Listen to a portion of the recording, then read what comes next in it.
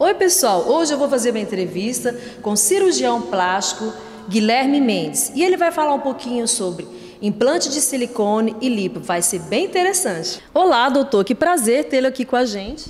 O prazer é todo meu, obrigado pelo convite. Estou sempre disposto a esclarecer quaisquer dúvidas que os teus telespectadores possam ter a respeito de cirurgia plástica e coisas afim.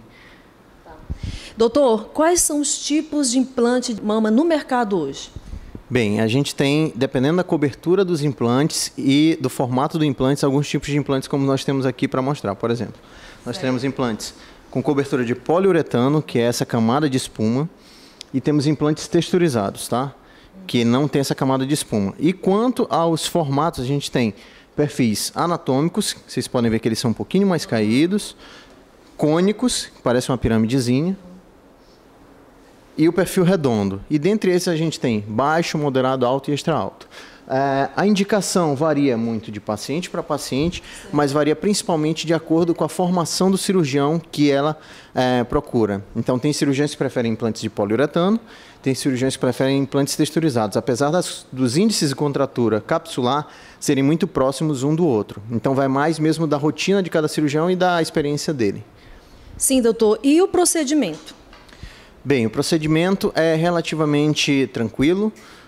Alguns colegas fazem com anestesia local com sedação, peridural com sedação e às vezes até geral. Também varia muito de alguma cirurgia combinada que a paciente vai fazer ou não. E no caso da cobertura do implante ou da área de colocação do implante, da incisão, a gente tem 3 tipos de incisão mais comumente usados hoje em dia, que é pela areola, pelo sulco mamário ou pela axila. Eu tenho preferência pela incisão pela axila, na minha experiência. Então, 99%, 98% das minhas casuísticas são pela axila. Doutor, e trocar o silicone? Quando se deve trocar? Antigamente, se achava, há 20 anos, que tinha uma validade pré-determinada do silicone.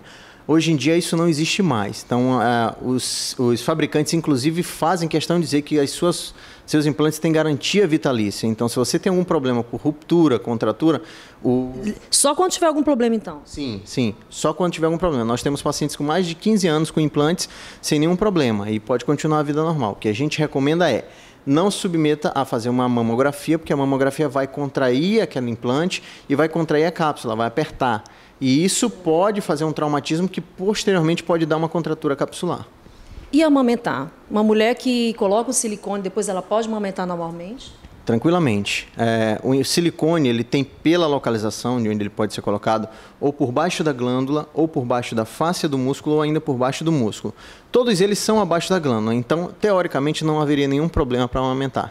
Há alguns pequenos casos de pacientes que colocam pela areola, pode ter uma chance um pouco maior de dificuldade, porque como a gente coloca pela areola, você corta a glândula no meio, então você tem que partir a glândula para colocar embaixo. Então, teoricamente, poderia aumentar a dificuldade. Não que isso seja uma obrigação, e nem que as pacientes que colocam vão ter uma dificuldade. Então, isso é casuística, entendeu?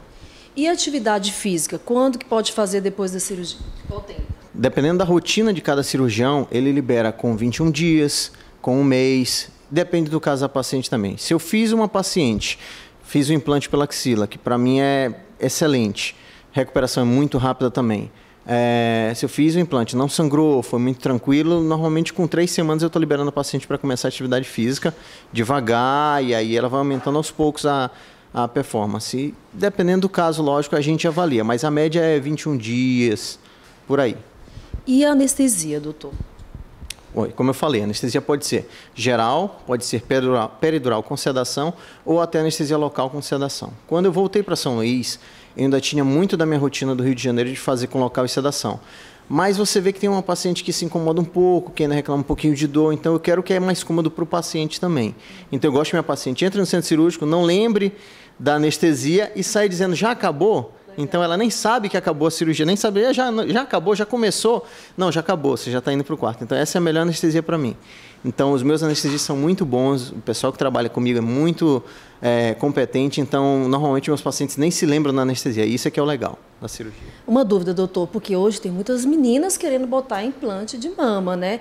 Existe uma idade certa para fazer essa cirurgia? A gente espera o amadurecimento total do corpo da menina, que é depois da puberdade. Então, 16 anos, dependendo da rotina de cada cirurgião, ele libera com 21 dias, com um mês, depende do caso da paciente também. Se eu fiz uma paciente, fiz o implante pela axila, que para mim é excelente, recuperação é muito rápida também. Se eu fiz o implante, não sangrou, foi muito tranquilo, normalmente com 3 semanas eu estou liberando a paciente para começar a atividade física devagar, e aí ela vai aumentando aos poucos a performance. E, dependendo do caso, lógico, a gente avalia, mas a média é 21 dias, por aí. Bem, vamos falar um pouquinho agora de lipo, né? Quais são os tipos de lipo hoje, doutor? Porque existem vários, né? Fala um pouquinho. Então, hoje em dia tem muitos nomes, até para tentar fazer um apelo mais comercial ou não da lipo. A lipo é a retirada de gordura com a sua colocação ou não em uma outra área do corpo. Então, daí a gente pode ter vários nomes. Lipoaspiração, lipoescultura, lipolite, hidrolipoaspirativa, hidrolipo ultrassônica e por aí vai. Todas são a mesma coisa. Você introduz uma substância, que normalmente é soro mais adrenalina, ou o anestésico ou não, e você aspira com a cânula. Pode ser usando uma cânula simples, uma cânula com vibrolipoaspirador, uma cânula que tem um probezinho, que tem um ultrassom que vai tentar dissolver um pouco mais a gordura, e até um laser. Mas o resultado final depende muito mais da mão de quem está fazendo do que do nome da técnica. Então, você pode fazer com anestesia local, com anestesia peridural, e aí o resultado vai ser mesmo da experiência de quem está fazendo. Bem, eu tenho muitas amigas, eu vou fazer uma lipo, vou tirar a cintura, coxa. Existe uma quantidade certa de tirar a gordura?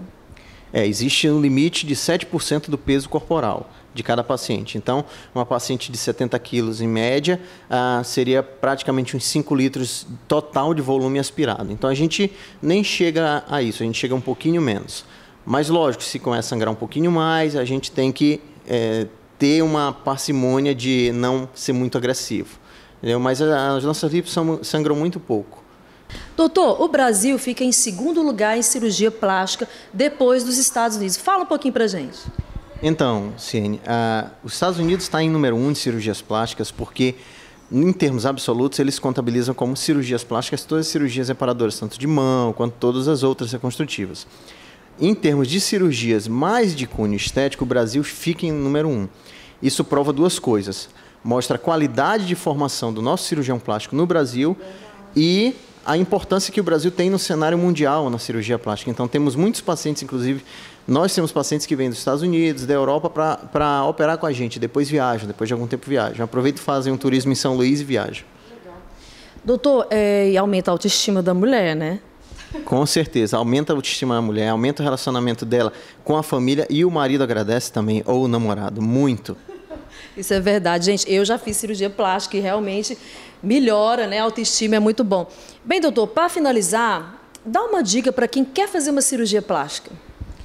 Você tenha certeza do que você tem de queixa, que essa queixa te incomoda a ponto de você submeter uma cirurgia, que uma cirurgia é uma coisa importante, é uma coisa séria, você não tem como banalizar isso, você tem que seguir as recomendações do seu cirurgião plástico e, antes de tudo, você tem que procurar um cirurgião plástico qualificado, membro da Sociedade Brasileira de Cirurgia Plástica, veja se ele tem alguns artigos escritos, se ele é membro de outras associações, como eu sou membro da Sociedade Americana de Cirurgia Plástica e Estética, e ele tem que estar se reciclando. Então, a gente sabe que o conhecimento médico ele vai crescendo a cada ano, então você tem que estar se atualizando. Hoje o que é padrão, amanhã já pode não ser mais o padrão, então você tem que estar se atualizando. Então eu procuro sempre, a cada 2 anos, ir para os Estados Unidos, ir para o congresso lá, para ver o que tem lá, que é diferente daqui às vezes, e trazer o de melhor, que eu posso trazer de melhor para os meus pacientes.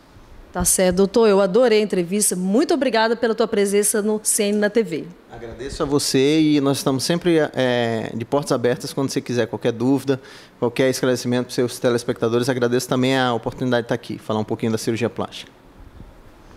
O programa CN na TV fica por aqui, mas semana que vem eu espero vocês no mesmo horário, às 17h50, canal 12, Band. E se você precisar do nosso serviço, aqui está o contato. E não se esqueça de acessar o blog cnmachado.com.br. Tchau, tchau!